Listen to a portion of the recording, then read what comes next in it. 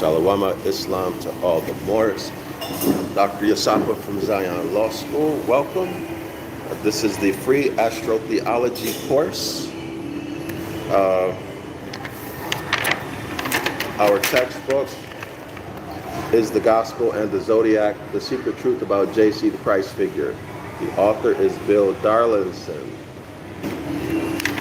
You can get the link to the free PDF in the description area of this video. There's also a link to the free PDF for the Devil's Pulpit and for the Ruin of Nations. Inside of the Ruin of Nations, there's a book called Natural Law. Okay, so that's also free. So download all of them. Cinch out. Download all of them, and you'll find links to 101 Ancient Ibaryath, which is my streaming course. So make sure you subscribe to that. There's a link to the Saturday class I teach, 506 The Curses course. There's a link to that. And then also there are links to many of the Ancient Ibaryath books that I have written.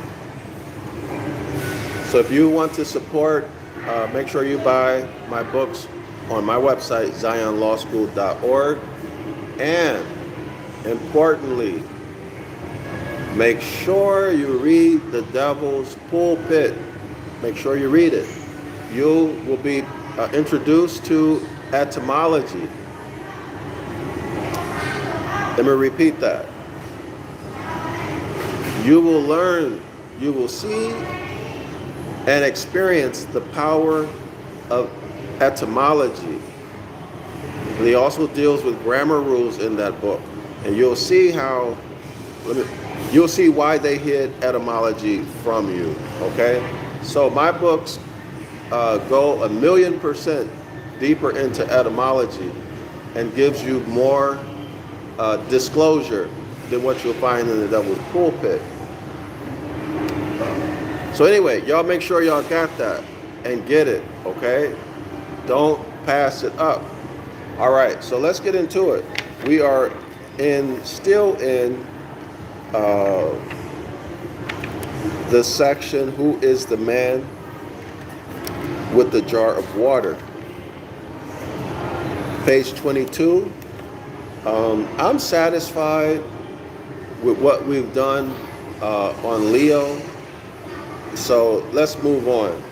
I'm sorry, not Leo, Virgo. We did Virgo last. I'm satisfied with, no, I'm not.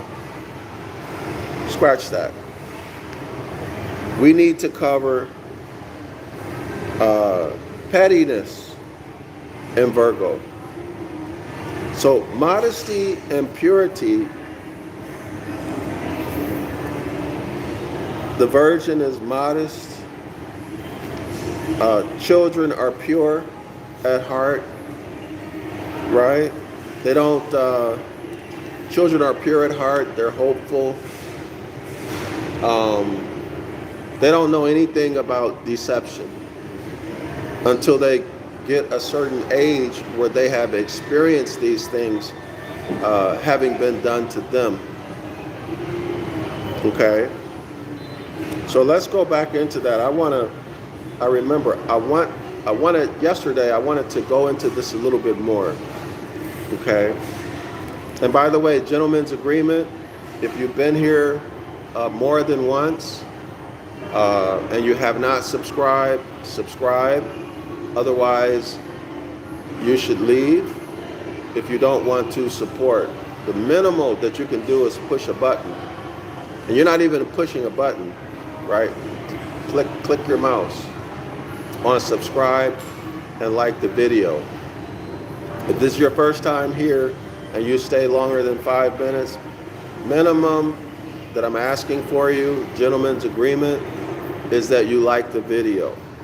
All right, like the video if you stay longer than 5 minutes. Otherwise, leave. Okay?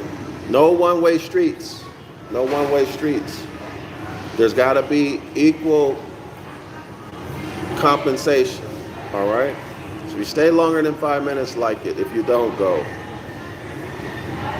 But you should, in fact, actually do more, right? Because you're getting 1,000 times or 1,000,000 times more than what you're giving in my videos. But anyway, let's get into it. Y'all get the point of what I'm asking y'all to do. I'm asking y'all to help distribute the video. That's what I'm trying to say. So let's get into this issue about children. All right, so I'm in a section of our textbook on Virgo.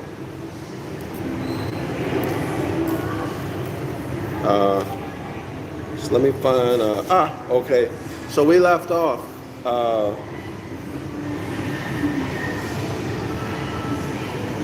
on page 137. This is the image in our textbook.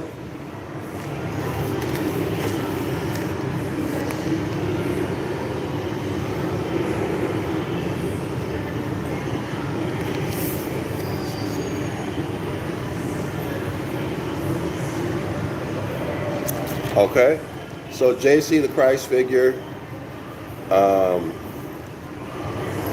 is with children and holding children. Mark chapter 9, verse 35, page 136.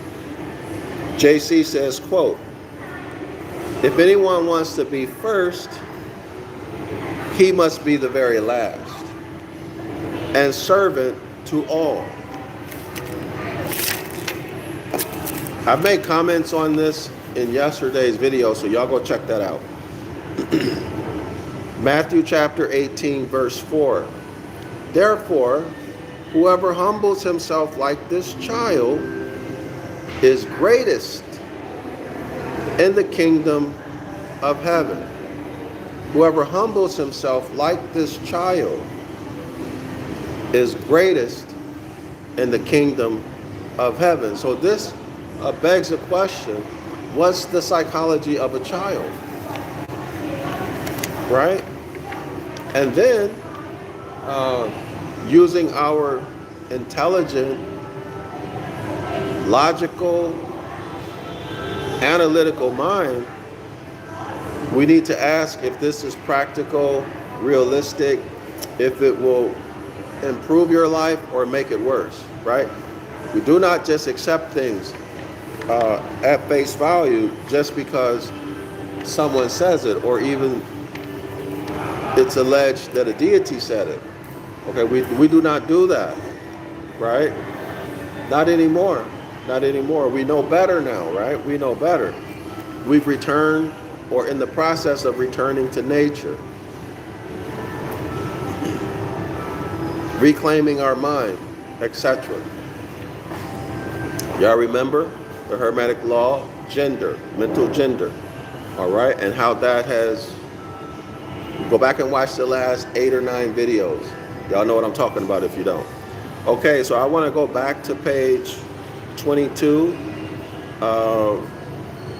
Virgo is section, Virgo, the section in Virgo in Mark is Mark chapter 9, verse 30 through chapter 9, verse 50.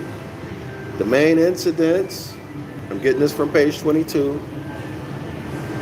Teaching on humility, we covered that completely. Little children, we are now at little children. And then warning against passivity. The zodiacal keywords for Virgo are service, we covered that. Simplicity, we covered that. Purity, now purity, we covered that in Virgo also, but we should also see that with the little children, right? Modesty, we covered that in Virgo, but we should see that also in little children. I don't know, but we're gonna see if it's there, okay? But I'm just making some assumptions because of the characteristics of a quote-unquote virgin, according to Christianity, and according to the mythology, and then also the psychology of children, okay? And then finally, modesty and pettiness. Modesty and pettiness. So my question to you, scholars, is the psychology that's associated with service and simplicity Giving, caring for others, is at the extreme opposite of pettiness. Can we say that service, giving, and pettiness are the same thing but differ in degree? Well, you decide. You decide. I'll keep my thoughts to myself. If they are scholars, you should know which of the Hermetic laws govern that, and you should know the mechanism of each and its impact, outcome. Okay? So you have something to think about and something to do. Homework assignment, if you will. All right, so now let's get into this back on page 137.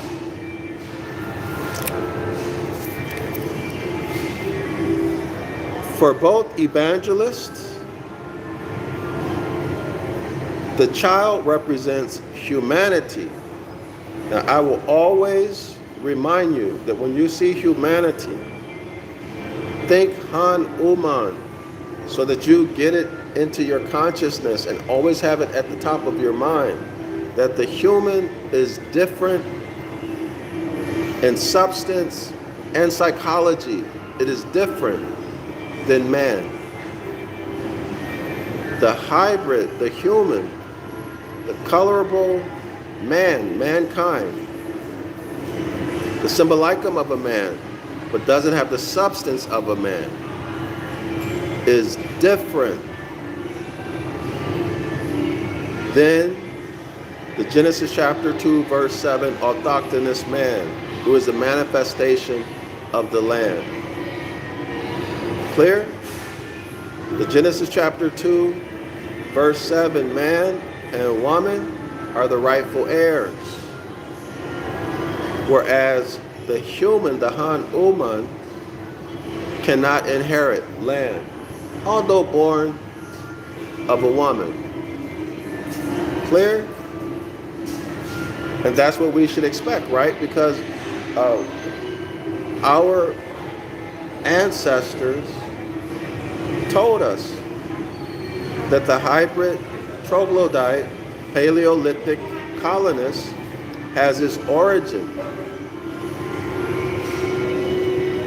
comes from the egg of a Moabite woman and the sperm of a chimpanzee, the one that has the black hair. That's the most aggressive, the most warlike, the most territorial of all of the chimpanzees, right? And then it was continuously over the generations modified, improved upon. Okay, so this is Genesis chapter 1. This is also elements of the Yaqub story. Okay, we see it in the Planet of the Apes, and we also see it in there's a Hindi, they call it mythology, but y'all know mythology is really hidden history, right? Hidden real history. But there's a mythological creature, but this is not mythology, Han Uman, half man, half monkey deity. When I was in India, the lady who I used to buy sugarcane juice from invited me to go to the temple to pray to the monkey god. And of course I refused, because what do I look like going to pray to some deity, right? I don't do that. In fact, I am the power. And I don't give it to an external deity. I exercise it. I wield it. And you should be doing the same thing that I'm doing. So there's that That's in India. That's Southeast Asia, right? But even here, not here, but in Cambodia, they have monkeys on their temple walls, battling men, waging war with men. Okay? And in South America, there are archaeological sites right now where they have statues of Hanuman. Yeah, they have statues of Hanuman, the half monkey, half man, created creature from Genesis chapter 1. So you will see this also in that movie, I think it was from the 90s, the Isles of Dr. Monroe or something like that. I saw it maybe a year ago, again for the first time. I mean, not for the first time, but again for the first time in a long time. Y'all remember that?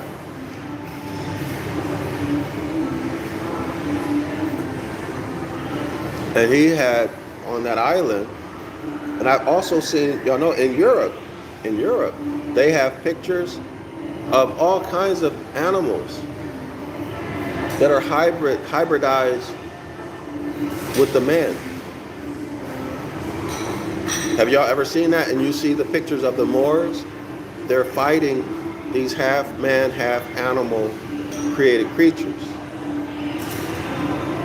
And there's a lot more to that story than what I'm telling y'all.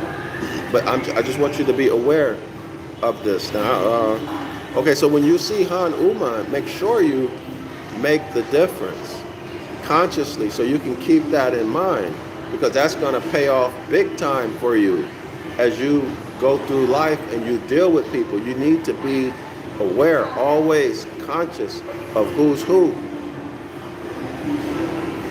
More importantly, who you are in relation to the community around you. That's your status. All right? Anyway, let's continue.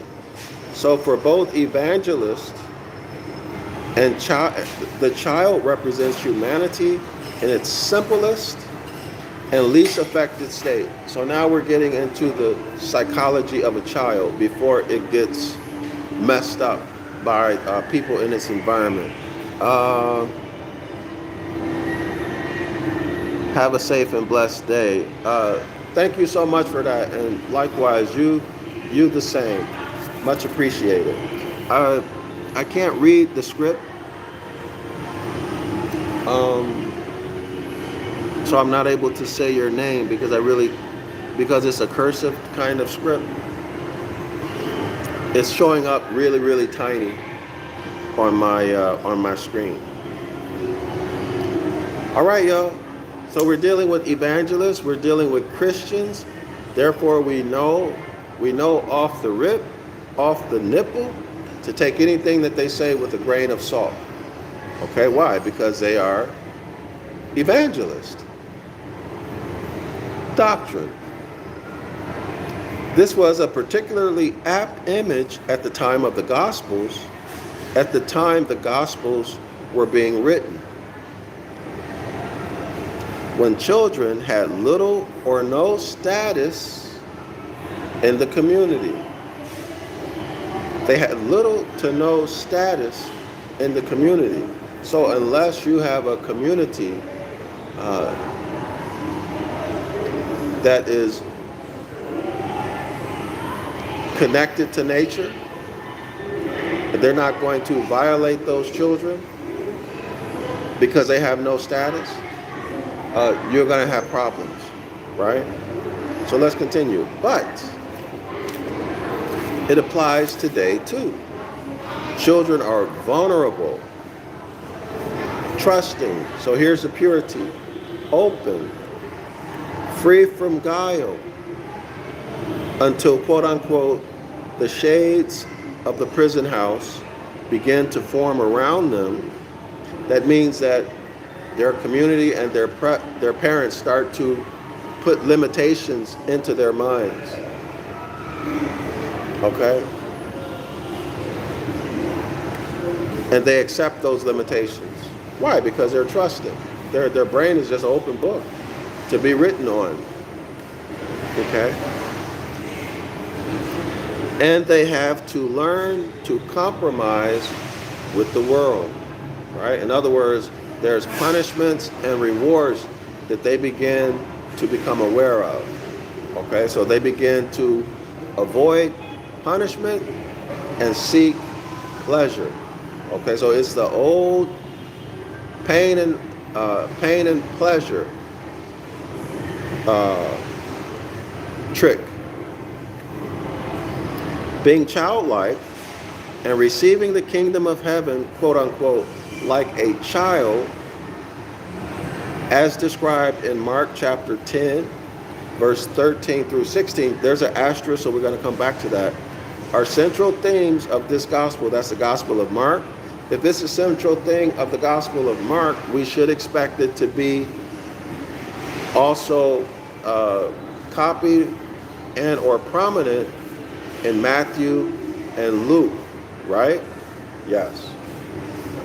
And it must be as well to explore the meaning of these images in a little more depth, since it is likely that more than innocence and lack of guile is being alluded to.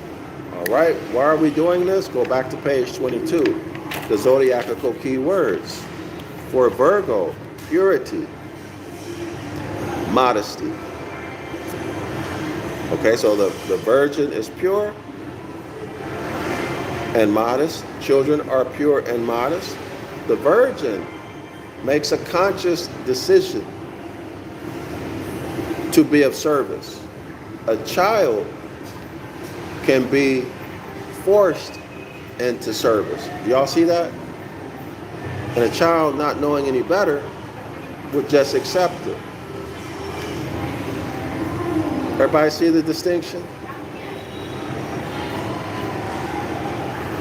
The child's psychology, they would just accept it. They don't know any better. But the virgin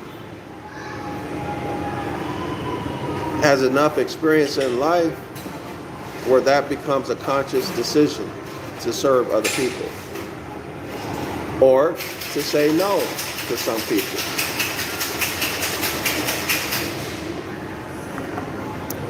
All right, so let's go back to this. Now y'all take a look at this subheading. Religious experience and religion. Religious experience and religion. Let's state that differently. We denominate it differently. Let's say the Catholic religious experience and children. Boys, altar boys experience in the Catholic Church. Altar boys experience with priests. Altar boys experience with priests.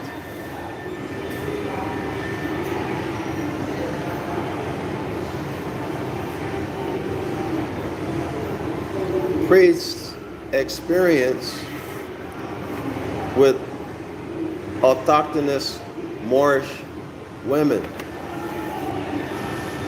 Priest experiences with hybrid prostitutes called nuns.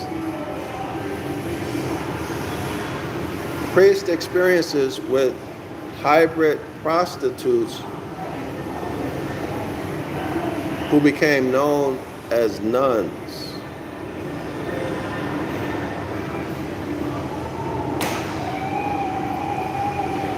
Priest experiences with autochthonous Moorish women who became pregnant. And then you look underneath their churches in the Americas, and y'all, what do you find underneath these churches? It always comes out in the news up in Canada. What do we always find? In their churches, in the school, if you dig underneath there, what do you find? Thousands of dead babies, murdered children, aborted babies, religious experience and childhood. So we're talking about Catholicism in the main, right? In the main, we're talking about Catholicism. In the mid-70s, the Religious Experience Unit at Oxford University conducted a survey of initially 2,000 people, asking the question, quote, have you ever been aware of or influenced by the presence or power, whether you call it capital G-O-D or not, which is different from your everyday self?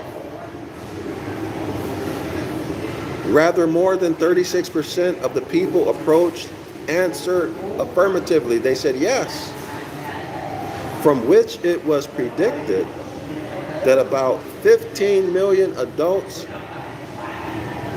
in this country, so that would be Britain, Albion, England, would say the same. That is to say, over a third of the population age 16 or over had that experience, y'all. So this quote is coming from Hay, page 113. Now, isn't it interesting that in that introductory paragraph to this section, which is 1, 2, 3, 4, 5, 6, 7, 8, approximately 8 paragraphs long, they didn't mention anything about children being murdered, children being conceived through the act of rape, torture, and terrorism. Nothing is discussed. How can you leave that out of the religious experience and childhood? Forced labor. Forced labor. Still happening today. I've seen videos on YouTube in some of in Africa where the corporations, Western corporations, they have children working in mines with their bare hands. Their bare hands, mining with their bare hands. Children. What about child labor for these corporations? Aren't the leaders of those corporations Christians? Some of them even Muslims, but it's the same thing, right? So why did this reverend Bill Darlison leave that out of his analysis?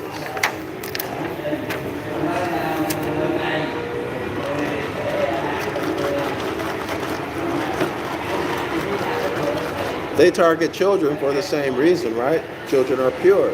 They're naive. They're not deceitful. They're trusting. They're vulnerable. But he didn't put that in there. So I'll leave it up to you to decide why not, or if he should have or not. My role is to just educate you, inform you, or remind you.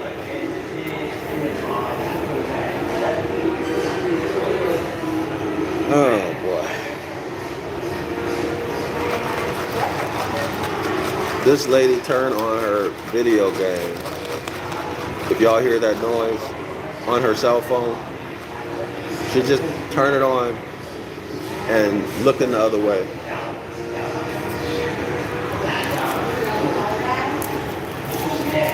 But the other people y'all hear are two elderly men, if y'all can hear them. One of them always comes here.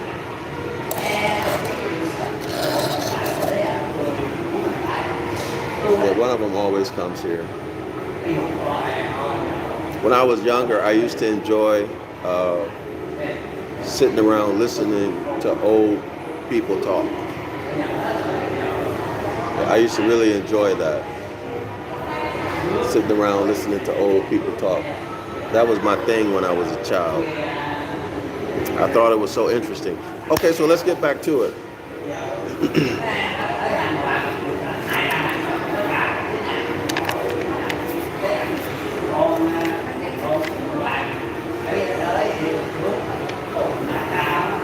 All right, so modesty, we found purity. Let me just scan through here to see if there's anything that I would like to bring to your attention. So give me one moment, y'all.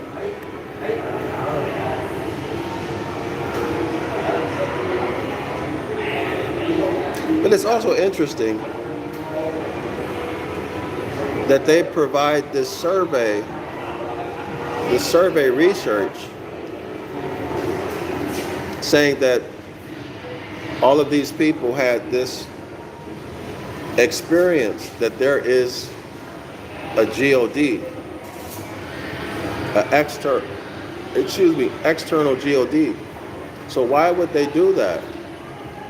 Why would he provide that?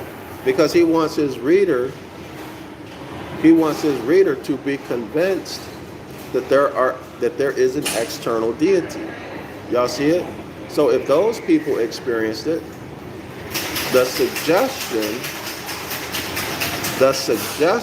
is that there really is an external deity, and that you should also believe, or if you kind of know, or you kind of think, here's confirmation that your thought that there might be an external deity is in fact right. So what is this? What natural law principle do we see at work here, scholars?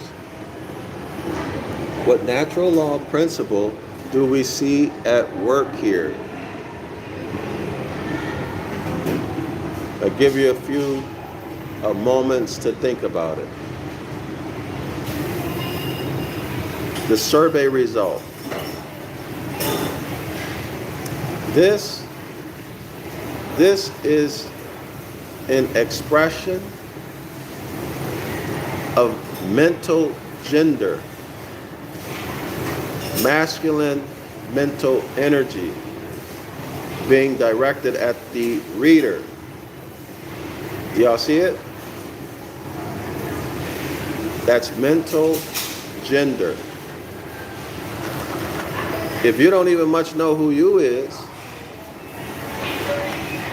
you don't realize Psalms 82:6, that you are your own quote-unquote God. All of you are gods, sons of the Most High. See, if you don't know that,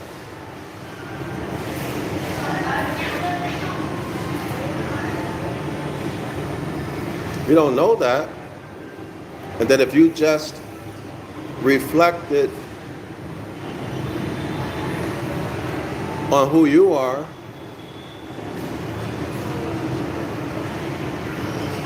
you wouldn't need to look outside of yourself for a savior. Because through introspection, meditation, or just silence, or just being in nature, you'll see who you are. Okay? So, because you, not you personally, well, maybe you personally. When I say you, I mean everyone. Okay? Because you or our people do not even know their nationality. It was the Prophet Noble Drew Ali who brought us that. Right? We have him to be thankful toward for that. And that's a huge thing. Okay? So not having the knowledge of self, who you are, your nativity, your bloodline, your culture, your law. You are subject to the will of another through through mental gender, the law of mental gender, right? The imposing of another's masculine energy on yours so that it interacts with your feminine energy to create or produce the behaviors and thoughts that they want out of you. Okay? So it can be in the form of hypnosis. It can be, which can be done through media, magazines, TV, YouTube, newspapers, supposedly scientific articles, surveys, as in this case, anything that you give authority to. Okay, it is their will being imposed on you without you being aware of it. All right, so in other words, you're being warred against. You're undergoing psychic attacks without being aware that you are being warred on or warred against. Is it clear?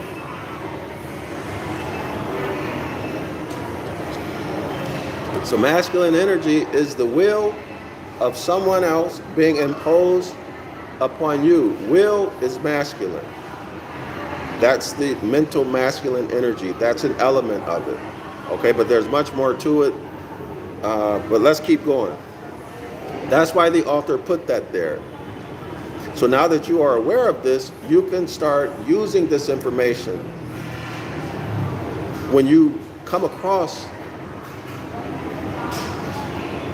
surveys and scientific research, you understand their function. Okay? So let's continue. Oh, wow. Wait. Look at this. Page 138. So I'm scanning here and I see this word. Can y'all see that word? Let me see. Is it in focus? Y'all see Moors? Well, let's see. In what sense are they using the word more? Let's check this out. The most profound experience of my life came to me when I was very young. Okay, so this is an experience coming from a 57-year-old lady in London.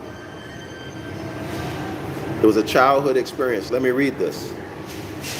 Now I remember going through this before when I presented Virgo.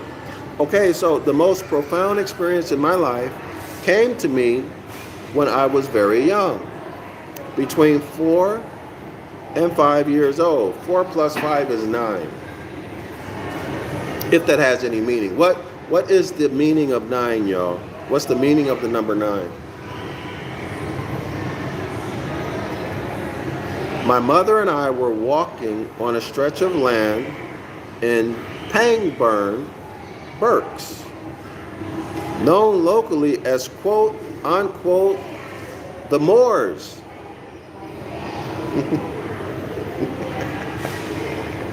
Y'all hear that? The most profound experience of my life came to me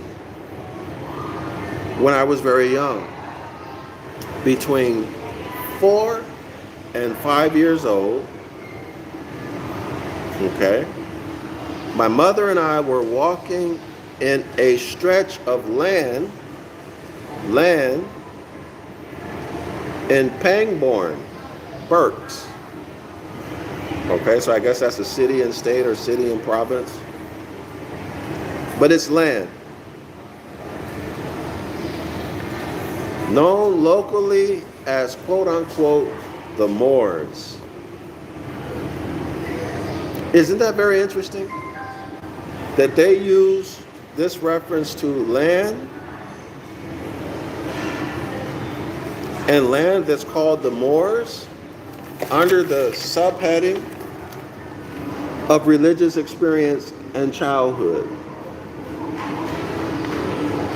Now y'all read between the lines. Read between the lines. Isn't that interesting? Y'all think that's a coincidence? Let's continue. As the sun, the S-U-N, as the sun declined. What happens when the sun declines? It gets dark. What happens in the darkness? Evil, wickedness. I'm talking about nature, cosmology, right? Remember, in cosmology, and this is reflected in religion, there's a constant battle between light and darkness, constant battle between good and evil, higher self and lower self. As the sun declined and the slight chill of evening came on, a pearly mist formed over the ground. Okay, so fog. There's fog on the ground. My feet, with the favorite black shoes and silver buckles, black shoes, blackamoor, the civilly dead Moor, the Civiliter Mortuus Moor, the Moor who has no standing in law. The Moor who is civilly dead, with silver buckles. Silver is the alchemical color or metal for the moon, which gradually hidden from sight. You cannot see that Moor anymore. You can't see her shoes. Hidden from sight, civilly dead. Tagged with brands or bywords. Niggas, Negroes, Latinos.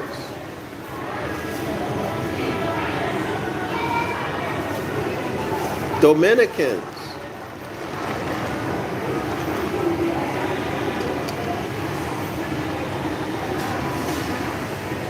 What else, y'all? What are some of the other bywords that they give us? Puerto Ricans. All of that. None of those nations are ancient, right? Spanish. That's a language.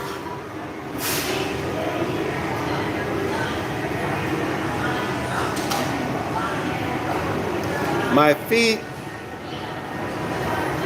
who? Think about this. Your enemies under your feet. Your enemies under your feet. She's wearing black shoes with a silver buckle. Y'all see this? She's walking on the black Moors. She's walking on the civilly dead Moors, who were gradually hidden from sight. Make your correlation, I believe it's to Psalms 83, where the nations came together.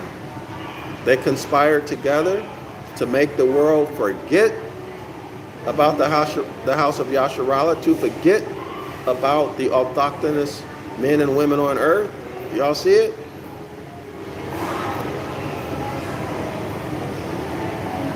All right. We're gradually hidden from sight until I stood ankle deep in gently swirling vapor. Fog. So the Moors disappeared in fog. And maybe I'm taking this a bit far. What kind of fog? Mental fog. Like my mother used to say, you don't even much know who you is. The mental fog. You're in religion, worshiping these European deities who you don't know anything about and who've never done you any good. You're in a mental fog. You've been hit over the head. Here and there, just the very tallest harebells appeared above the mist. Y'all see that? You see that? I had a great love of these exquisitely formed flowers and stood lost in wonder at the sight. Suddenly, I seemed to see the mist as a shimmering gossamer tissue, and the harebells, appearing here and there, seemed to shine with brilliant fire.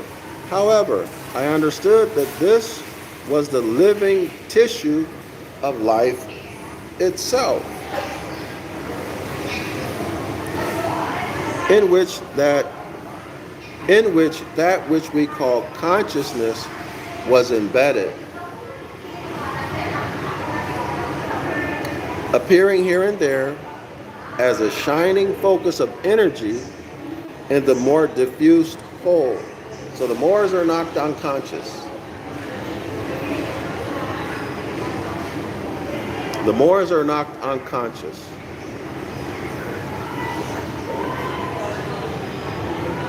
Somehow I understood that this was the living tissue of life itself.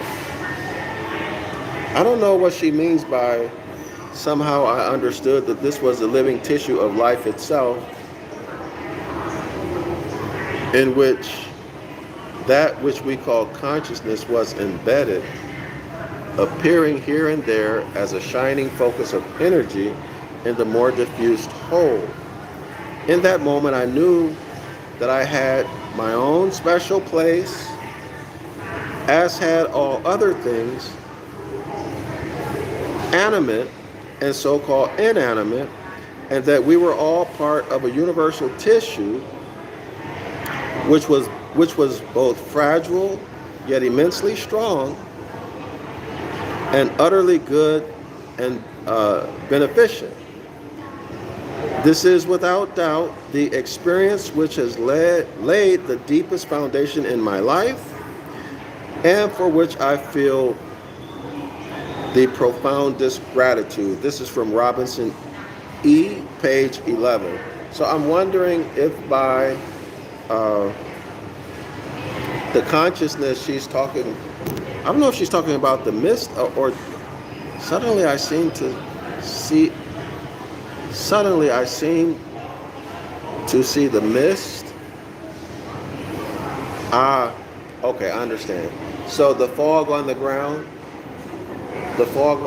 she's saying that she realized or perceived that to be tissue, like the tissue that connects, your skeleton, your bones, to your muscles, to your nerves, and right. Connective tissue is what she's talking about.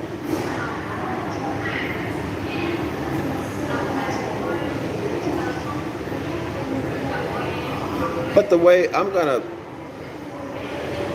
shorten that up. This is the way I see what she said. Okay, so the fog is the connective tissue. Everything is connected in nature, but the hybrid is not. But by the Moors being knocked unconscious in a mental fog, not knowing their nationality, not knowing their birthright, not knowing which law to follow, meaning they've been disconnected from nature. They don't know natural law. They cannot speak natural law jurisdiction. So what happens? The hybrid who can see, right? The hybrid who can see, the Moor is blind. He's covered in the fog. He can't see anything. He's, right? He's out of his mind in the fog, mentally foggy. So now they're in possession of your birthright. They're in possession of your hereditaments. Everything that belongs to you, they have it. while you are unconscious, while you are in the fog, while you are in religion, okay? While they are walking on you, you are those black shoes with the silver buckles rather, being walked on. Anyway, I don't know if I took that too far or not, y'all. If I took that too far, put a 1 or put a 2. If I took that too far, put a 2 in there. If you think it's reasonable, put a 1. But I can see that. Now,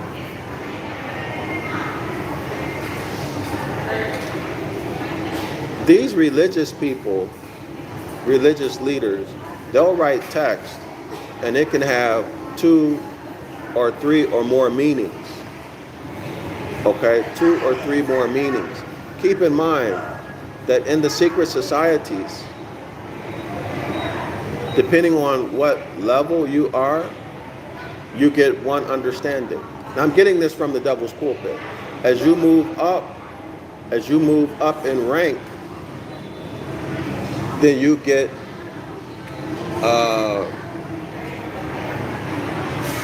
new meaning or new understanding. You find out what you were taught at the lower level is not accurate. Okay? So depending on what level you may be as an initiate, you'll understand this to be one thing or the other depending on your language. So text can have 2, 3, maybe even 4, who knows, meanings. Y'all got it? Okay.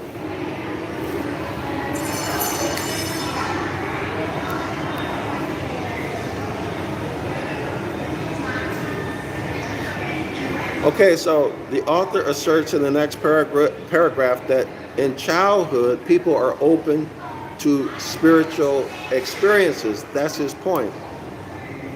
Children are open to spiritual experiences. So he's talking about their imagination. All right? He's talking about their imagination. Or their uncontrolled, undisciplined imagination.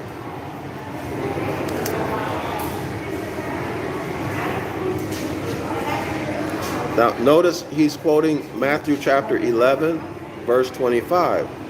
As Matthew informs us, capital G-O-D has kept the things of heaven. These are the mysteries of the kingdom of God that are reserved for the people who are in the inner house, from the wise and prudent,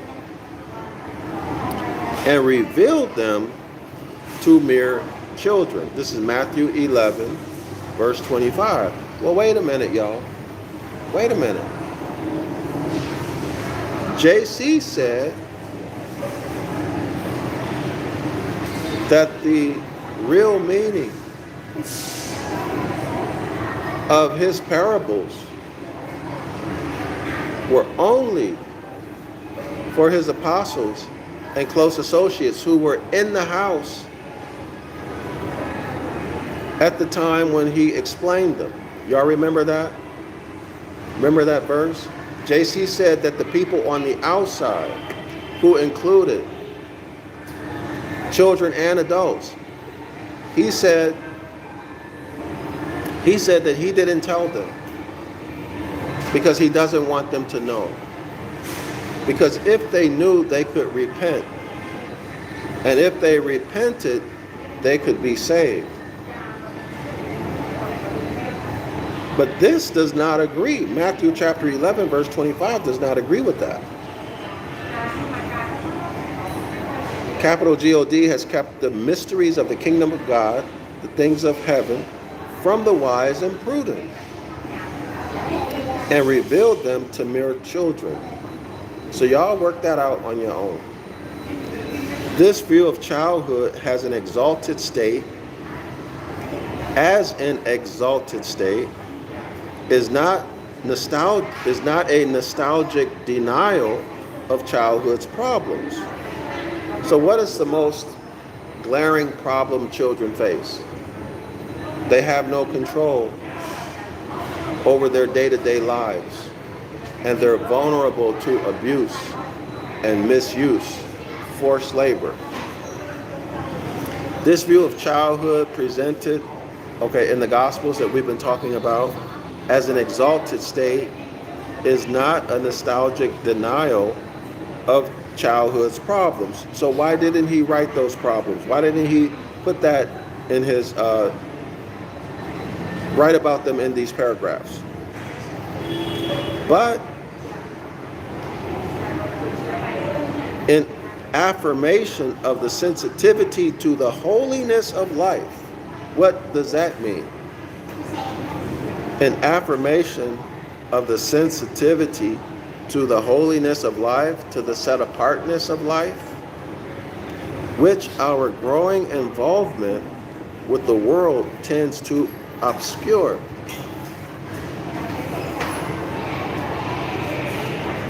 But an affirmation of the sensitivity to the holiness of life.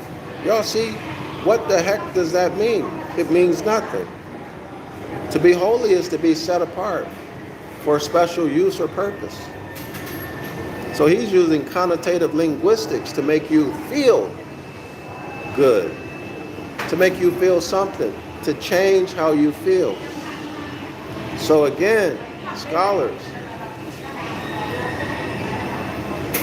we see evidence of the author trying to change our emotional state.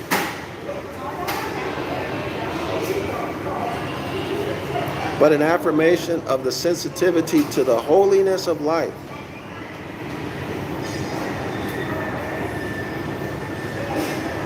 Which our growing involvement with the world, so as a child becomes older, they interact more and more with the community and other people, right? Adults, other children. With the world tends to obscure. So in other words, what the author is saying is that the more they interact with their community, other children, their age, younger, older, authority figures, they lose sight of the holiness of life, this religious experience, this undisciplined imagination that enables them to imagine some external deity that lessens as they get older. But do you see the kind of ambiguous language that the author is using here? Flowery language like sweet talk to endear you to the deity or Christianity. Y'all see it? Why is he doing that? Well, to give you reasons to brainwash yourself and believe that there's an external deity coming to save you. Y'all see it? It's a mind game, psychic attack. Holiness, in this sense, is used connotatively. Holiness of life, the set-apartness, that's set apart for a special place. It makes no sense. It's nonsense.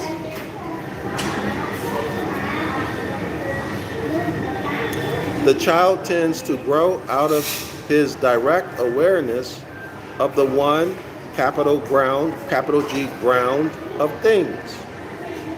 For the habit of analytical thought, listen to this, y'all. For the habit of analytical thought, that's critical thinking, is fatal to the institutions of integral thinking. This is Huxley, page 22. As J.C., the Christ figure, takes the child in his arms, citing Mark chapter 9, verse 36, echoing the oldest image of the constellation Virgo. He is, in yet another paradox, showing us that the world is best understood by those who have lived in it least. Do you realize what he's saying? What do you get as you live that you don't have when you're born? You get experience. You get to see patterns. You develop knowledge of pattern behavior, pattern recognition. In other words, as you get older, you become wiser.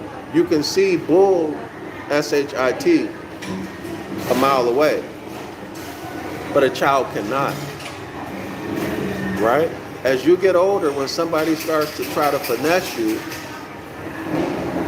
lie to you, trick you, you can see it. And as you even get older, some people, older people, as they mature, they may make a conscious decision to pretend like they don't see the lie. Right?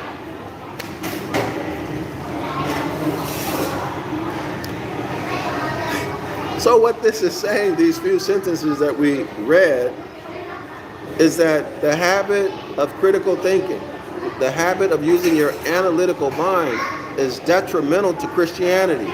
You won't believe it. It destroys your faith. It destroys your belief, thinking critically. And let me make it even more clear. When you analyze scripture using science, etymology, for example, which you see profoundly used in the devil's pulpit, when you analyze it using history, mythology,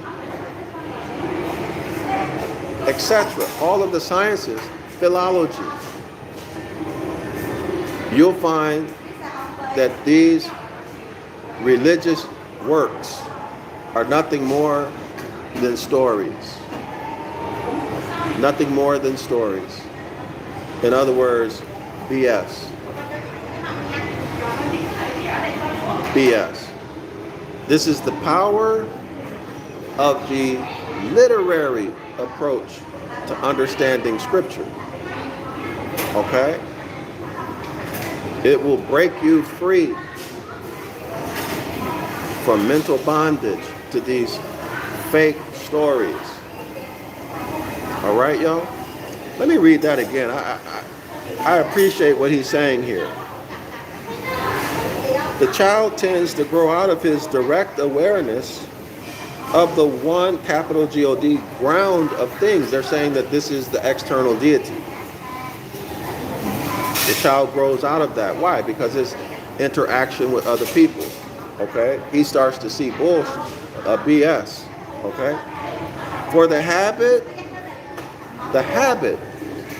not the occasional thinking critically, but the habit of analytical thought is fatal to the institutions of integral thinking. As JC takes the child in his arms,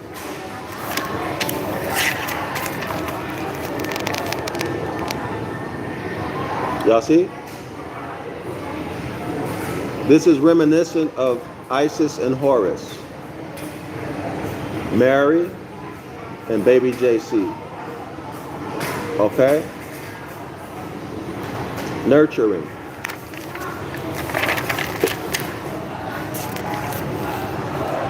As JC takes the child in his arms, echoing the oldest images of the constellation Virgo, JC is in yet another paradox, showing us that the world is best understood by those who lived in it least. The naive child. The naive child believes in an external deity. Y'all see what's being said to you? It is children who believe in these historical gospel stories. As you mature and gain experience in life, and you use your analytical mind, it should cause you to realize that these biographical / historical gospel stories are myths. They're not the things that thinking adults, experienced men and women who use their thinking analytical mind believe. And the only way that they believe it is if they're what? They're mentally in the fog. Mentally in the fog. They are reading these as history. They're not reading it using the sciences of linguistics, mythology, history, law.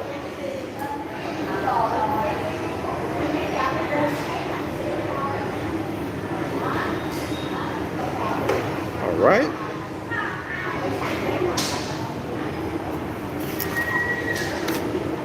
I hope everybody can see that.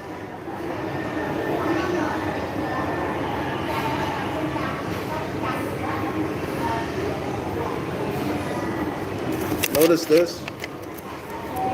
We're on page 139. Notice this. Notice this. That this virginal, untainted state, virginal, untainted state of mind, that means the mind of a child. Let's say you are a 2-year-old. Let me look at the age of these children. Let's say you're 5 years old, 7 years old. Now, this child looks like he's about, let's say 3 to 8 years old. Okay, y'all, 3 to 8 years old, 3 to 7 years old, something like that.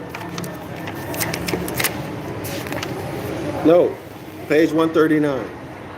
That this virginal,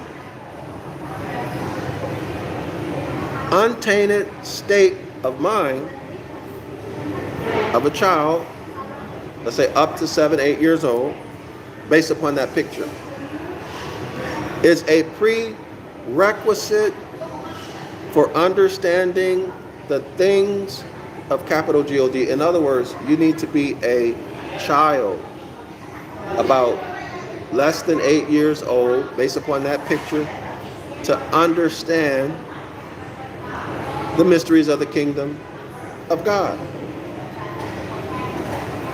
Now y'all know that this contradicts what J.C. the Christ figure said himself. Whether children or adult, if you are not an apostle or one of his close associates, the understanding of the mysteries of the kingdom of God is not to be told to you. He gives you what? He gave you a parable. That's all you get. Why is that all you get? Because you're to believe what's written on the page at that level. Because he doesn't want you to be knowledgeable about those mysteries, what those parables means, because he doesn't want you to have a chance, not even a chance to repent. You have no chance to repent, and therefore you have no chance, therefore you will not be saved. See, y'all see the double speak here? See the double speak? But the point is this: if you are a Christian, a Hebrew Israelite, or you are in between the two, a Hebrew Christian Israelite, if you're a Muslim, any of these religions, you are in a childish state of mind. That's the point. That's the point. And they're to keep you there. And you remain in a childish state of mind until you begin to use your critical, analytical, intelligent mind. And start to examine your scriptures, whatever it might be, your holy text, whatever it might be, using etymology, linguistics, grammar rules, all of that. Mythology, law, common law, etc. Until then, you're just a child in an adult's body. And another man, or even worse, if you're a man, a woman, or a group, is using the natural law of mentalism, mental gender, right? Because your will, your mental masculine energy is weak. You're a child. You're a child, right? Your mental gender energy is that of a child, and you're being led. You're being led under the operation of mental gender by people who hate you. So you're weak, and that explains why they have no respect for you, right? To become as little children is to cultivate what the Buddhists call, quote unquote, beginner's mind. Okay, so that would be equivalent to the virgin, untainted state of mind in Christianity. A willingness to look at the world with fresh eyes. That's a willingness to be a fool. To look at weeds in your garden and say there are no weeds there. To look at a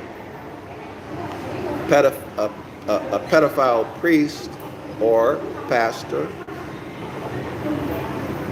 or reverend and ignore that he or she is a pedophile or homo, right? Or homo, and you look and you ignore it. Okay? Or that they're greedy, that they're fleecing the flock, or that they're hypocrites. You ignore it. Okay? That's what they're talking about. Being childlike. Oh yeah, the church was involved in murder, robbing people, raping people, stealing people's land. But they changed. They changed. It's a different church now. Well, one, they never gave the land back. So the Christian doctrine of repentance is to stop doing whatever it was that you did. Right? Stop it. Never do it again, and right the wrong. Right the wrong. What would that be? You give back what you took. And you make restitution. Or restore to the original state. Plus some. Right? Plus some. They never did that. But the church followers continue to follow them. See, children, stupid. I'm saying stupid, not that a child is stupid, but when an adult behaves like a child, that's being stupid. When a child behaves like a child, that's normal, natural, right?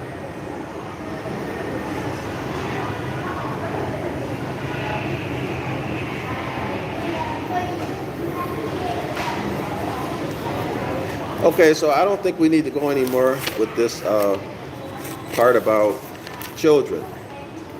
Okay, so we see the purity, but I am interested in seeing the pettiness.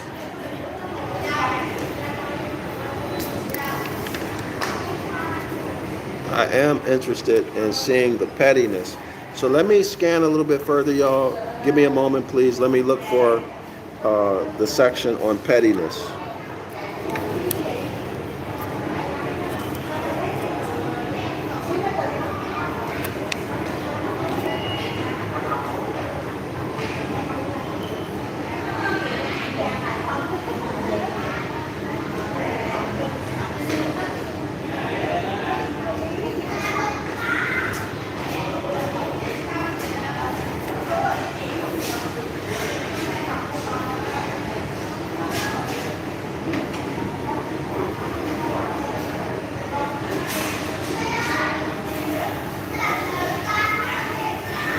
I'm still searching. Bear with me, please. Still scanning.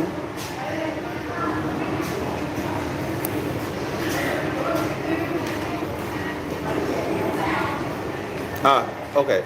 So I think I'm here. I'm on page 140. I see some keywords that might be associated with pettiness. All right. So let's check it out.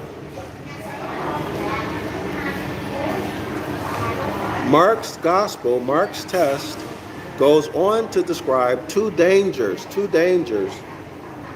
of Virgo, or the Virgo personality or Virgo stage. The first danger is perfectionism, which can manifest as insularity or holier than thou mentality. Y'all see it? May cause this Virgo need to be, quote, pure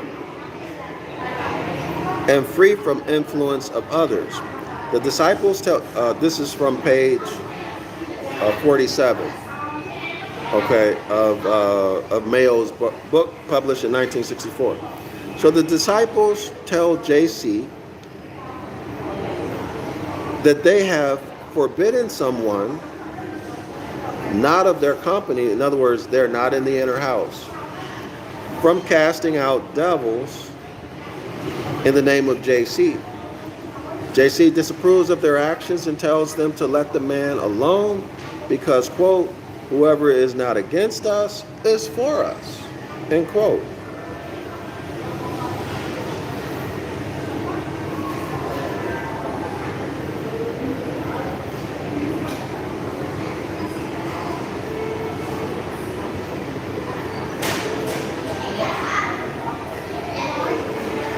Okay, so let's continue. All expressions of service and humility, regardless of their motivation or origin, will foster the growth of the kingdom.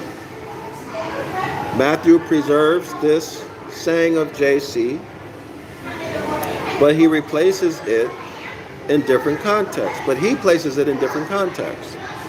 And his zeal to preserve purity, and the purity and authority of the church. Now, this is a big problem.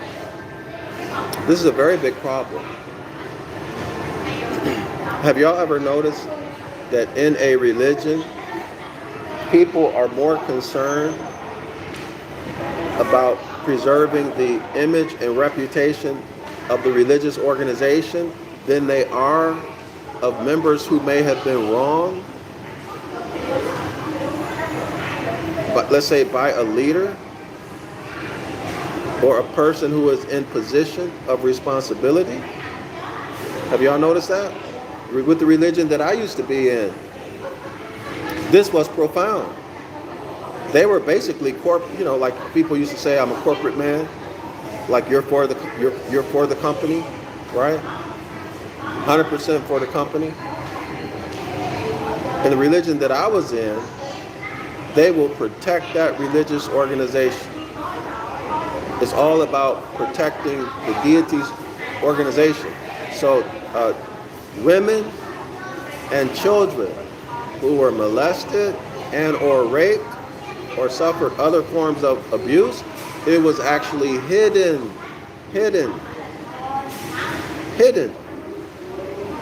to protect the image and reputation of that religion. But then it all came out.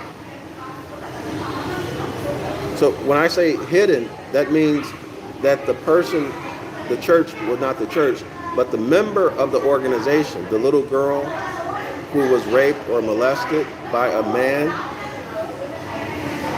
in position in that organization, they would cover it up. Even cover it up when they went to the policy enforcers. They would cover it up, going so far as to disfellowship or threaten to disfellowship the member. All of this to protect the image and reputation of their religious organization, to the detriment of that innocent child. And you know what the excuse they would use? It takes 2 witnesses. You have to have 2 witnesses for a matter to be established as true. But yet, when the woman was raped, he didn't rape her in front of somebody else or molest the child in front of someone else. He did it when it was just the 2 of them. So now, what are they going to say next? Well, she didn't scream. Okay, let's say she didn't scream. Let's say she didn't scream. Let's say the guy told her if she screams, because he knows the law, he knows the rules rather, he's going to exterminate her. Let's say in that moment she had a lapse of faith. I'm not laughing at her, but I'm the doctrine itself, right? She was weak. She was afraid for her life. She was in pain. She was being tortured and tormented by this rapist. And she didn't scream. She was out of her mind, right? She wasn't thinking clearly. Well, okay, so she didn't. They asked her, did you scream? And she says, no. She says, no, because I was afraid for my life. But that doesn't matter. She didn't scream. And therefore, hey, it ain't rape. You're partly responsible. Y'all know how that goes. Or let's say she screamed, but nobody heard her. Well, there's still no 2 witnesses. That's how they did it. That's how they did it. And that religious organization was, I think they were brought before the court in Australia and the U.S. court, and I think Canada, and I think this started happening all over the world. And they have this squeaky clean reputation. And then the last I heard was they were having to sell off of their land, and they're getting fined daily. It's a huge amount of money. They're being fined daily because they refuse to turn over the documents. So they just said, you know what, we'll pay this daily fine rather than turn over these documents. So they've been selling off their properties. Some of y'all probably know what I'm talking about. Okay, so this is a problem. Clearly, this goes against nature. Why? Because people are being harmed. Okay? But the author is telling us that their concern, JC's statements here, is concerned about what? Preserving the purity and authority of the church. Preserving the reputation and image of the church in the community. Right? They did the same thing with the Catholics did the same thing with the little boys that they are and had been molesting. And as far as goes with us, murdering. Right? They did the same thing. They hid it, denied it. Okay?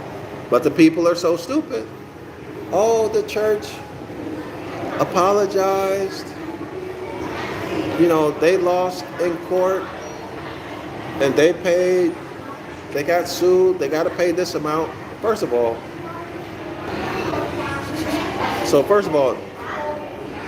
I haven't heard anything on the news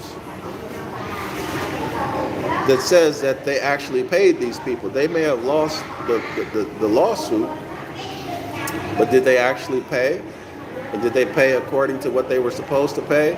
But even more than that, why did they take it to court? Why did they not just deal with it, acknowledge it, and just pay? Why did it have to go to court? See, they were not repentant according to their own standards. They're full of SHIT. Right? They fought it, denied it. Just outright hypocrites and liars. Did they go to everybody who had these claims? and start to and be really repentant and do everything that they expect you to do when you sin, right? You got to confess your sins. You got to stop doing it. You got to right the wrong that you did. No, they didn't do any of that. They hid it. But the people in the church, because they have the mind of a child, they accept it. Y'all see it? They accept it.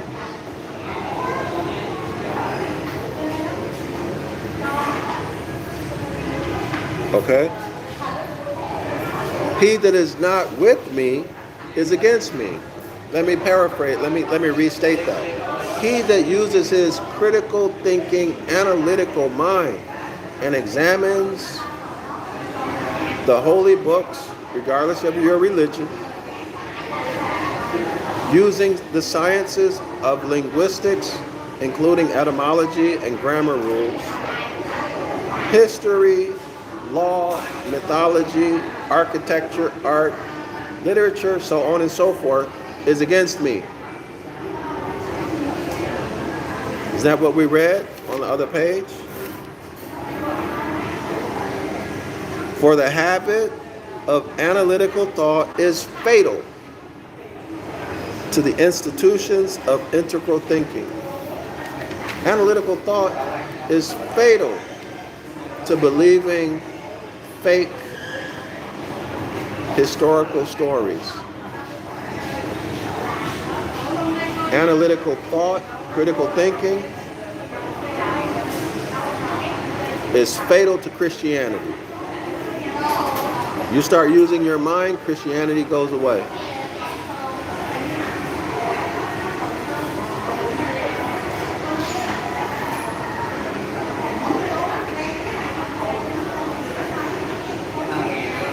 So JC said that he that is not with me, he that is not willing to turn off his brain, he that is not willing to have weak, masculine energy, law of mental gender, he that is not willing to give up his birthright, is against me. This is at Matthew chapter 12, verse 30. Okay?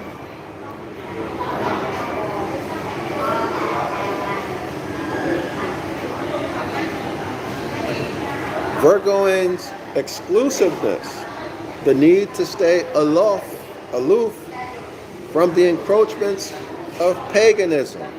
Y'all know that's complete BS, right?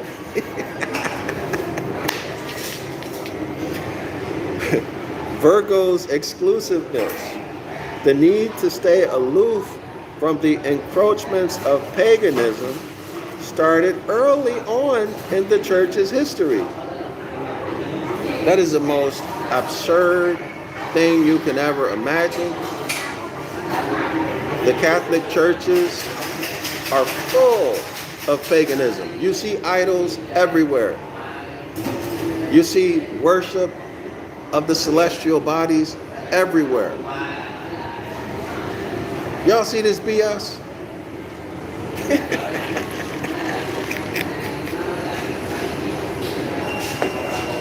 In the basement of many of these Catholic churches, you'll find in the basement, you know what you'll find? You'll find temples to Mithra, the Catholic religion. Many of these Christian holidays that the other Christians celebrate, they have their origin in paganism. Christmas is a good example. That's Saturnalia. Easter. It's all BS.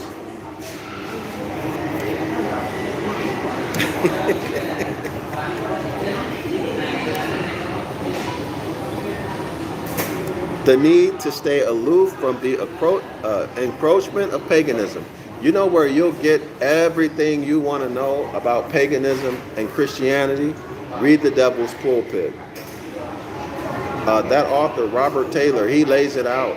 He shows you all of the paganism, from their holidays, uh, their rites and rituals. All of it's pagan. Started early in the church's history. But it is a need that is totally absent from Mark. Y'all got that? So Mark in the first gospel doesn't deal with this need to stay away from paganism. Why? Well, because it's full of paganism. And Mark is the first gospel. Except insofar as he tells us to avoid indulging in paganism. Okay, so here we are, passivity. Passivity, page 140, last paragraph. The second warning of this section of Virgo concerns passivity, or as Carter has it, quote unquote, a lack of spiritual aspiration and appreciation. So passivity, the definition of passivity here is a lack of spiritual aspiration and appreciation. In other words, you have no spiritual goals and you have no spiritual appreciation. So how does that play out? In the religion that I was in, if you have no spiritual aspiration, that means you're not, as they say, reaching out for an office. Like for ministerial servant, or for elder, or for circuit overseer, district overseer. Go to Bethel. So you have a lack of spiritual aspiration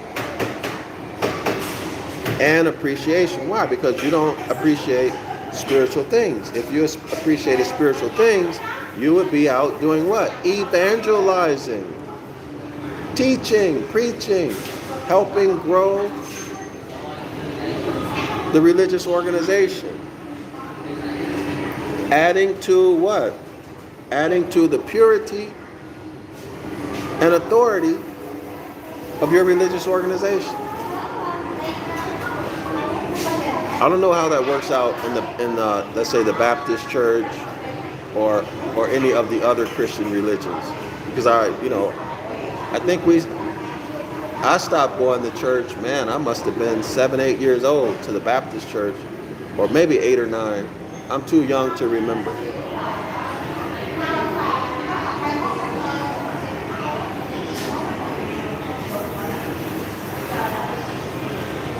Okay, so we covered all of that.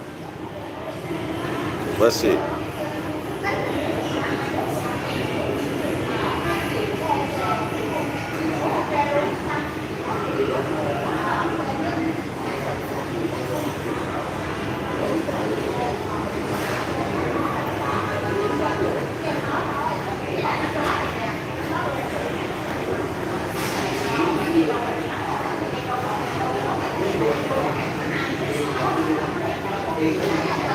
Just one moment, y'all, I'm scanning.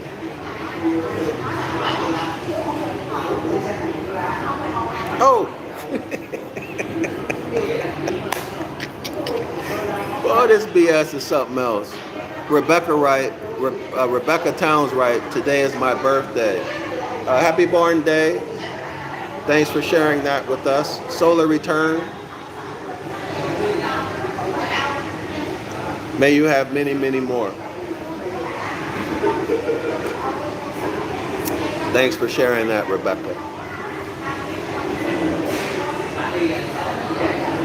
Y'all look at page 141. Look at this crock of Shit right here.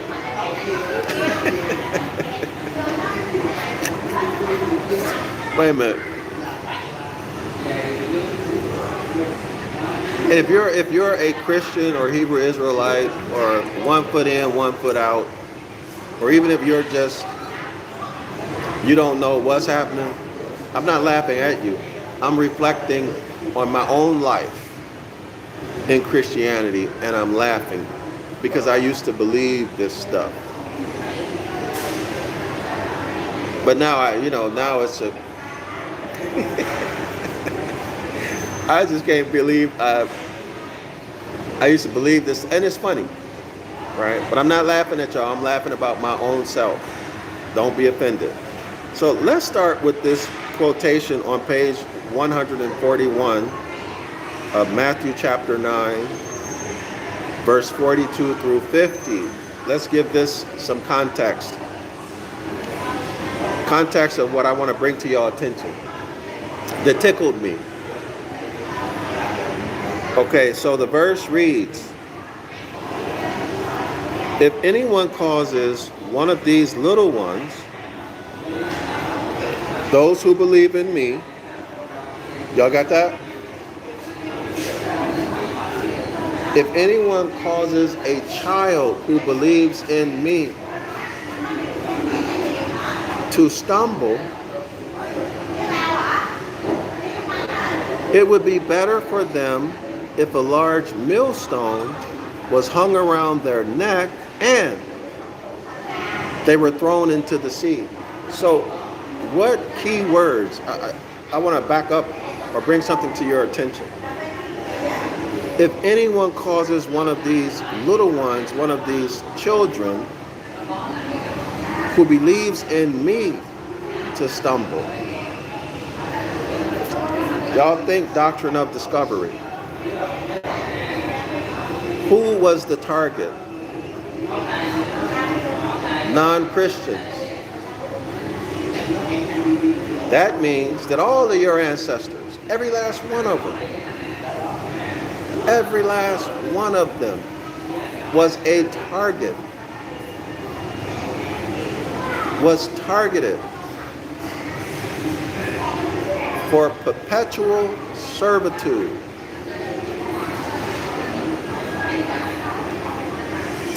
By Christianity. All right? Not talking about after they accepted JC, the Christ figure, through terrorism, torture, warfare, manipulation, deceit, deception, indoctrination, attainder, bills of attainder, Escheat,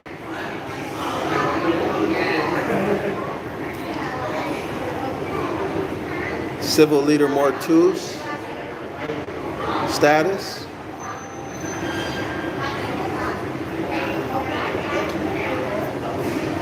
stateless person, 14th Amendment. I'm not talking about all of that. I'm talking about when Christianity was on the come up, waging war, creating papal bulls, commissioning the European powers to go out and wage war with you and to put you in bondage forever, ever, ever. And to take everything that you have, everything that your forefathers ever gave to you, even the land you're standing on and the water that you drink, targeted you to have you stripped and to do whatever it took to put you in perpetual bondage, which included expiring your mother, your father, your uncles, your aunts, your grandfather, your grandmother, your great-grandfather, your great-grandmother, your great-uncles and aunts, so that they could put you in the church, put you in Sunday school, and re-educate you, indoctrinate you into Christianity so that you would be a good,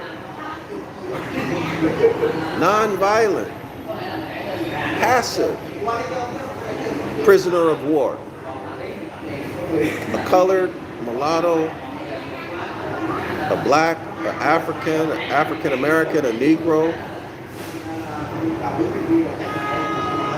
Robo Armani writes, again, didn't she have a birthday the other day?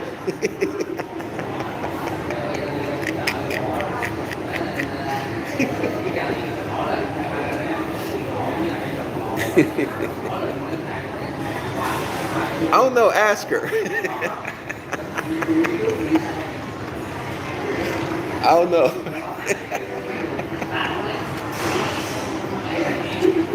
Like we used to say back in the day, my name is Wes, I ain't in that mess. Y'all check this out. So do you see where the Pope got that from? Y'all see where the Pope got that from? But look how hypocritical they are. As the prisoner of war camps grew, and they took more and more of our territory and enslaved and put us in bondage in concentration camps, had us thinking that we were Christians, not knowing the difference between a religion and a nationality. That's how messed up we were and still are. Many of us don't even much know the difference between a religion and a nationality. You ask a black person, what's your nationality? Oh, I'm a Baptist.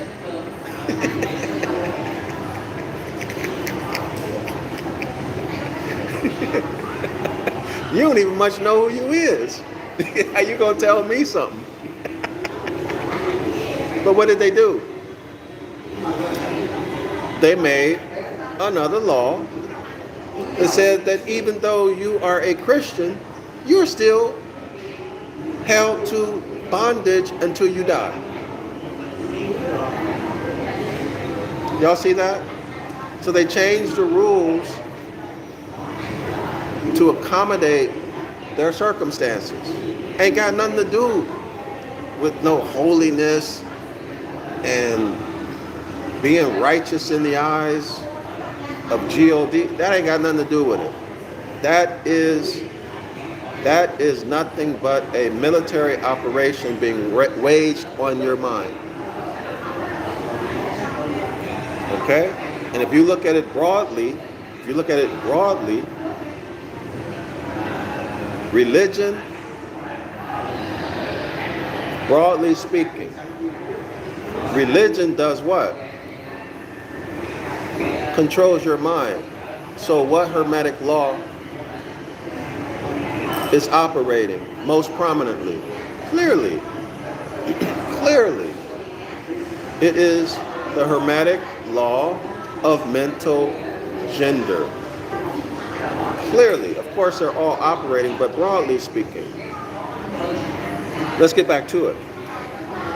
If anyone causes these little ones, those who believe in me, to stumble, it would be better for them if a large millstone were hung around their neck and they were thrown into the sea. In other words, don't mess with their money. Don't mess with the church's money. Don't mess with the Pope's money. And don't mess with his power. Because they will kill you. They will assassinate you.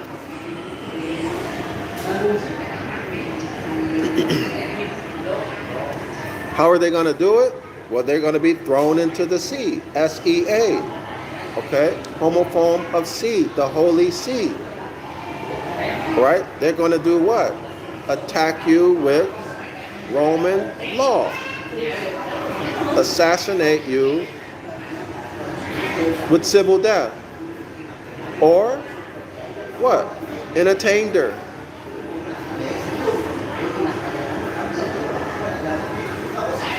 A felony or death penalty. Etc., etc., etc. Y'all see what's happening here? Understand what's happening. Open your eyes. Allow yourself to see. If your hand causes you to stumble, cut it off.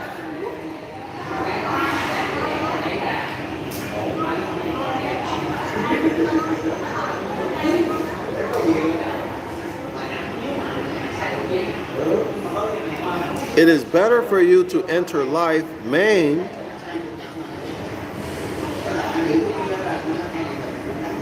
than with two hands to go into hell.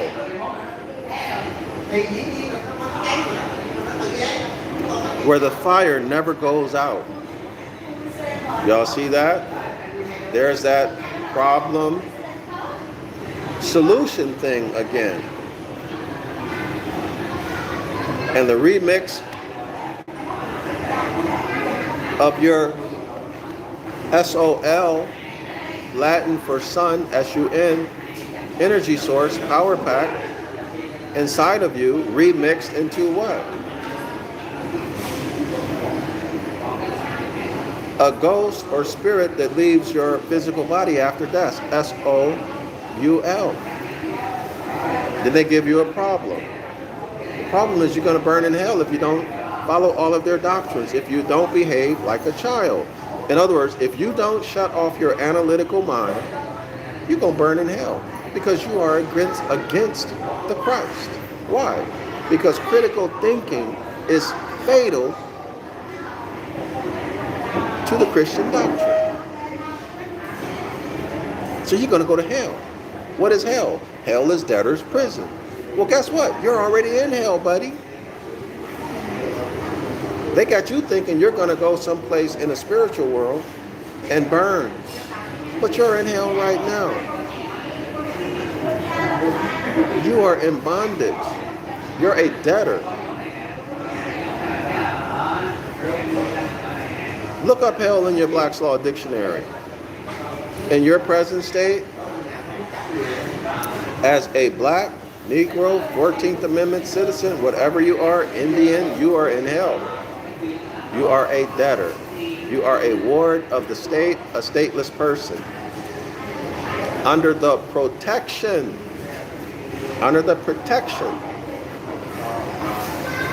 of the U.S., you're in hell. If you want to come out of hell, return to the Most High. How do you return to the Most High? You follow His commandments. His commandments are instructions. They are natural law. That's it.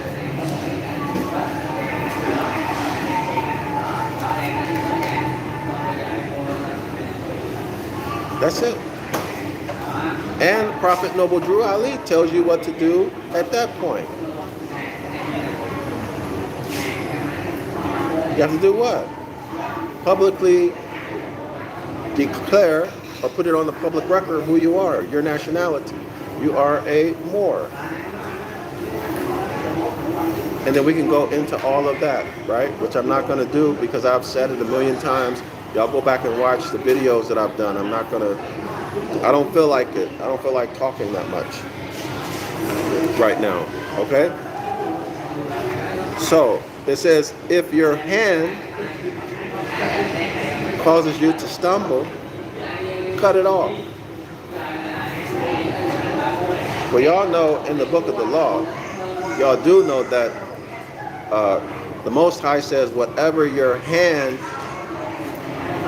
finds to do, you have great success doing it. The Most High will do what? Make the works of your hand extraordinarily prosperous. But JC is telling you to cut it off. The Most High is telling you, in nature, the Most High is instructing you, commanding you to work with your hands. To live in harmony with nature and work with your hands, and then He would do what? Bless. That's connotatively bless. Let me state that again. I don't want to use bless. He will make the work of your hands, what you do, extremely profitable. Everything you do will succeed. Working with your hands. In nature. In religion, the Christ is telling you that if your hand is causing you to stumble, how would your hand cause you to stumble? Well, people work with their hands, right? Remember the rich man in the parable? Not the rich, but was it Nicodemus? I don't remember. Was it Nicodemus? The rich man, he had many things, He didn't want to give them up. Remember that? Okay? But the Most High says he wants you to be extraordinarily wealthy.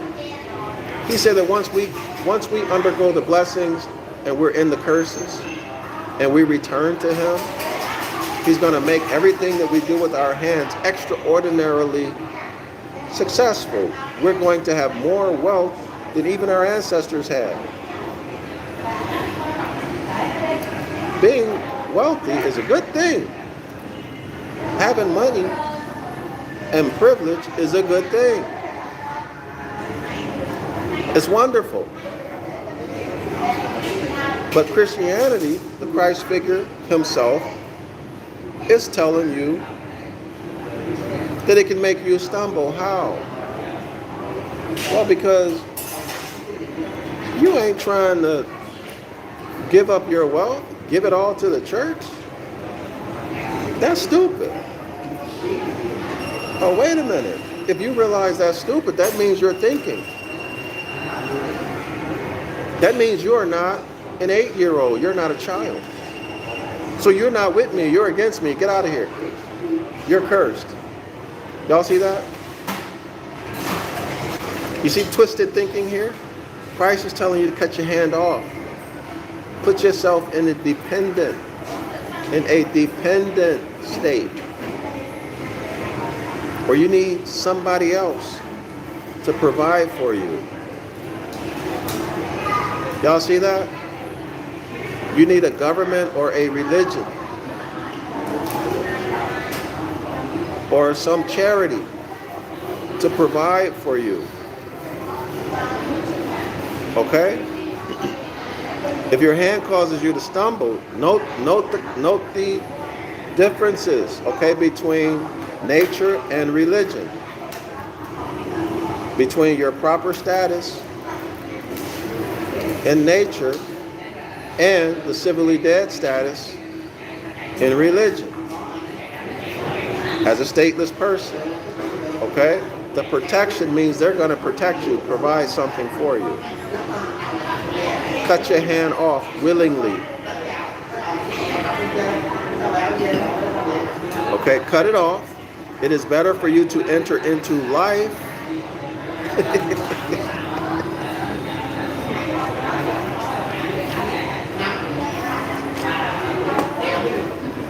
it is better for you to enter into life maimed than with 2 hands to go into hell. Y'all see that? Where the fire never goes out. There's the threat and intimidation. Okay? And if your foot causes you to stumble, cut it off. It is better for you to enter life crippled than to have 2 feet and be thrown into hell. And if your eye causes you to stumble, pluck it out. Oh my goodness. Y'all know what makes a man and a woman unique? One of the things that makes us unique outside of our mind is our hand, this thumb. This thumb is amazing. It allows us to manipulate nature and things in a way that other living things cannot. These hands. Okay, some animals, they have paws. Primates, they have fingers, but they don't have this thumb the way it works for us. They cannot do what we do. This is special, y'all. Special. And they're telling you to cut it off. And of course, do they mean literally cutting it off? Well, the Christian will tell you no, right? It's a metaphor. Our eyes also make us unique. Pluck those out. So now you ain't got a hand, you ain't got a foot, and you ain't got an eye. Now you're dependent. Now, my friend, you are in the state of a child. You can't walk. You cannot hold things and manipulate them on your own, or you can cut your hand off. And you can't see. So you're now in a state of a child, if you will.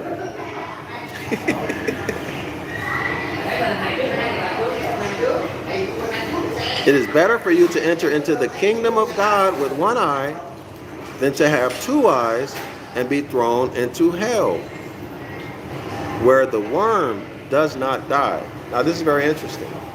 The worm does not die. How is a worm gonna survive a burning flame, a fire? Not just a fire, but an intensely hot, never-ending fire. How does a worm keep its physical form in the fire? So that Robert Taylor in The Devil's Pulpit, he goes into this quite a bit, this idea about the worm that doesn't die. So when you look at this, it's ridiculous, right? You're made of flesh. You're going to burn in the fire. You're going to be tormented, right? You're already dead. You're a spirit. Somehow or another, this non-physical, this quote-unquote spiritual thing is being burned by fire. But fire cannot burn spiritual things. So how is the fire burning the spiritual thing when fire is spiritual, is physical? But your soul is spiritual. How is it burning it?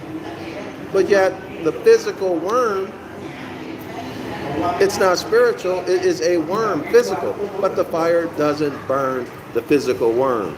Do you see how it's stupid to believe that when you use your critical, analytical thinking mind, y'all? That's why they want you to be a child. Don't question anything. Trust.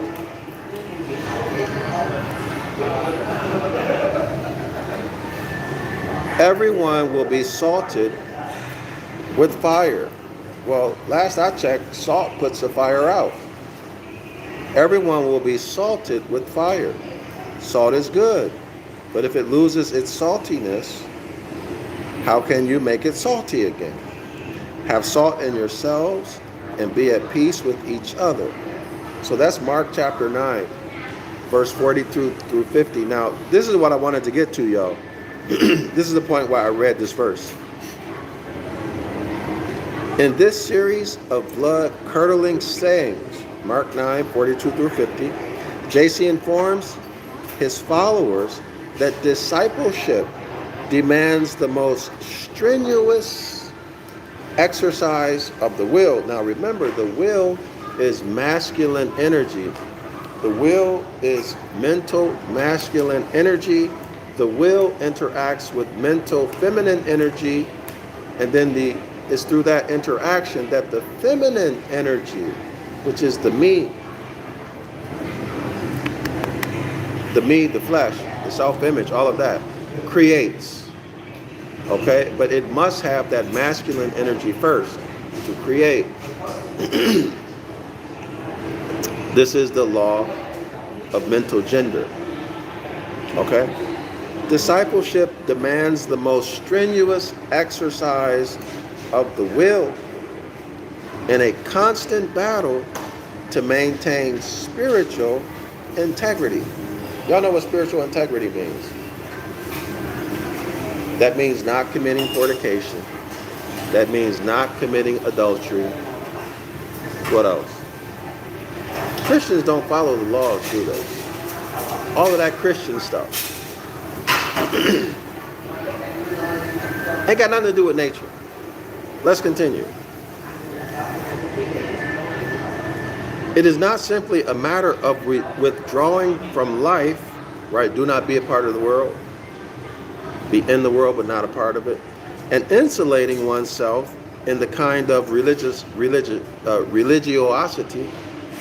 which takes refuge in prudentness and convention, the kind of pseudo-spirituality which believes that cleanliness is next to godliness, And that going to bed early and disapproving of bad language fulfill the duties of the spiritual life.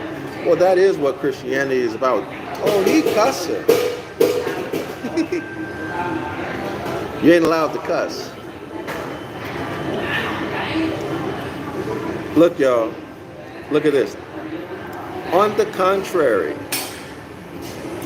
the spiritual life is a life of crisis. That's my point.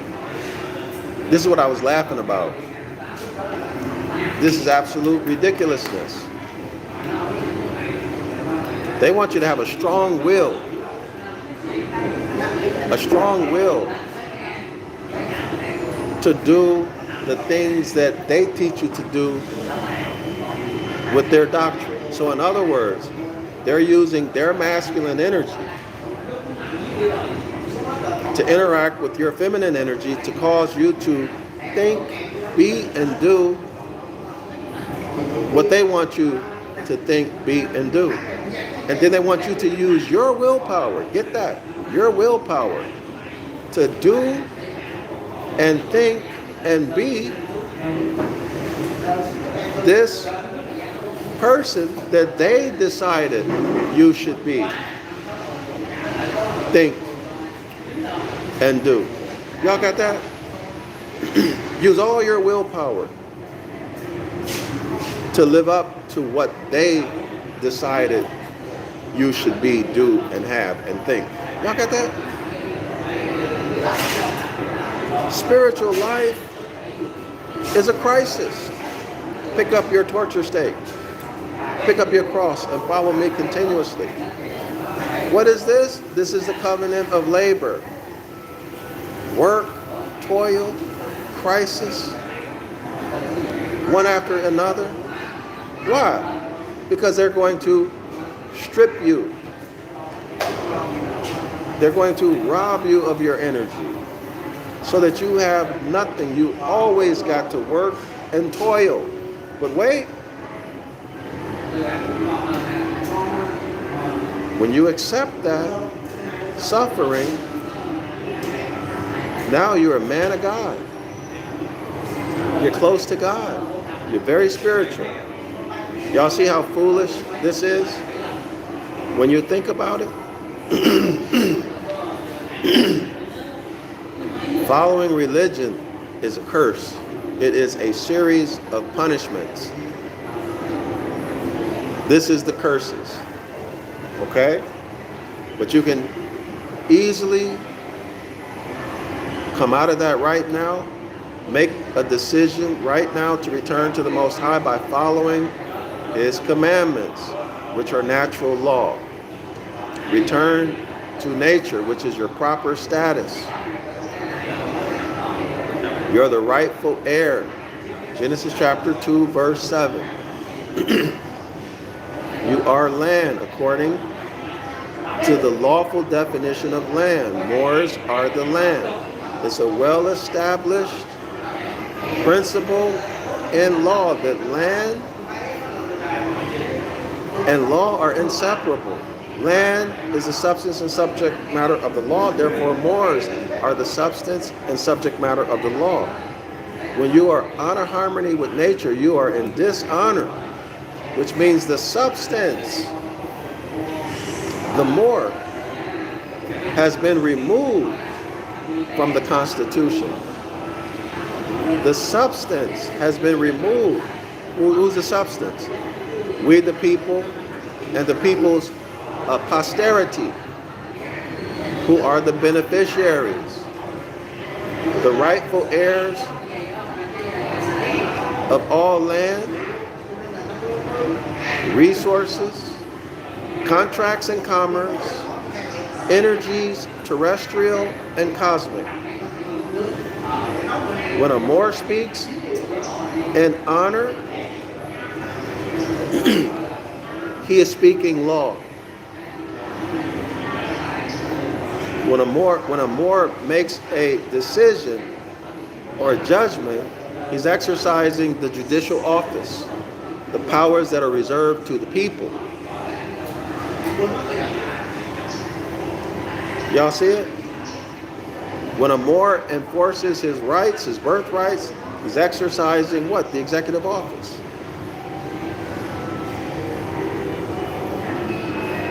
This is Deuteronomy chapter 30. This is your restoration on a man by man, woman by woman basis. That's right. This is the covenant of grace. Everything is there for you. Ain't no work, ain't no toil. There's no crisis, one crisis after another. Will you be tested? Yes. And then that testing period will end. Maybe it'll come again. But because you have this knowledge of self, that strong masculine energy, I am, that strong, indomitable willpower, goals in life, measurable goals in life. You're the Christ. You are the Christ. Psalms 82:6. In action. You're not worshiping anything or anybody. You're acting as the noble, as the God. Because you are. Because you are.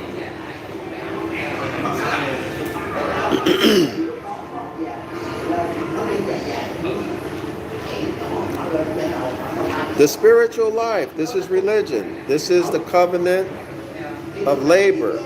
This is the curses, the punishments. The spiritual life is a life of crisis. You're dead civilly.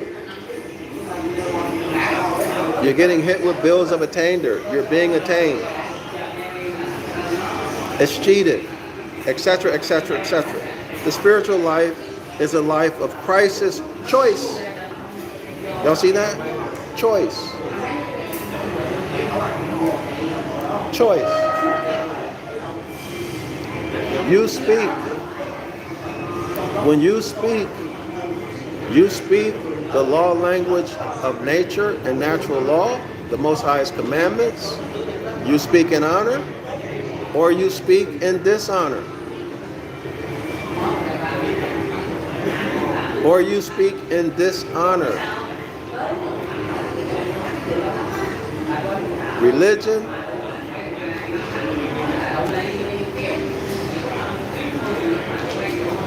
canon law,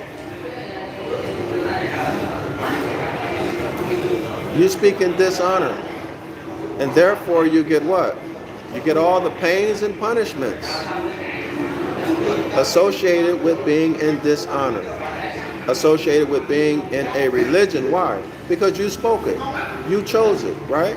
Out of your own mouth. Out of your own mouth. You testified that you are chattel.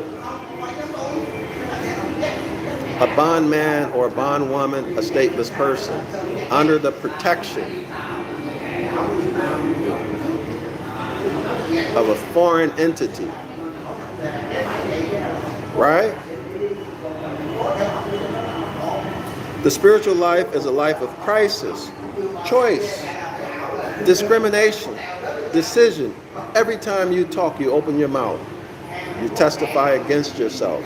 Or you speak the law language of the Most High, of nature, and you demonstrate that you are God. God to the subject. That you are a rightful heir to the vast estate.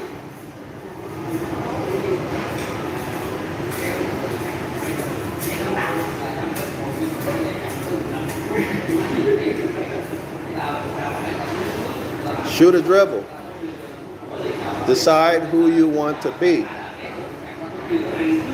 A rightful heir in honor at all costs and at all times, or in dishonor in any of the religions, and a bondman or bondwoman, a stateless person, under the protection of a foreign service corporation, under the leadership of demons, Dogon or Anis, the Raphaim, etc. Okay?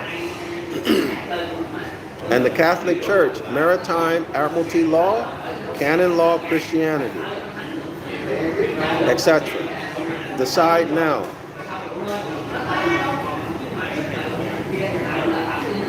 And act and do.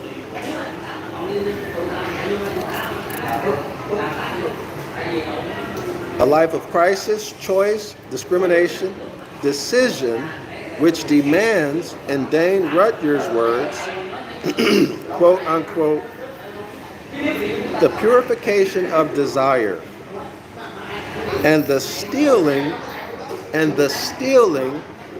of the essential will.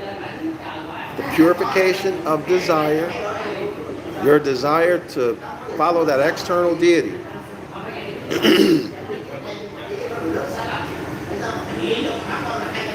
And the stealing of the essence, the fundamental things of will, your will.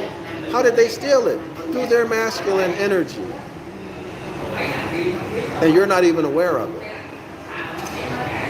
As well as, quote unquote, strength, courage, inner stillness, and unemotional and unglamorized type of devotion. In other words, you suffer and you enjoy suffering. You don't realize you're a slave. Excuse me. You don't realize what's happening to you.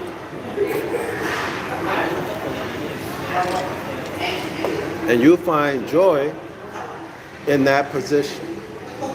As a floor mat, as a cow or a sheep. That black shoe with the silver buckle that's being covered over by the fog. Fogginess, you don't know who you are. While somebody else, while the hybrid lives off of your birthright. While you suffer and are mentally foggy. As Bill Cosby said, you got brain damage.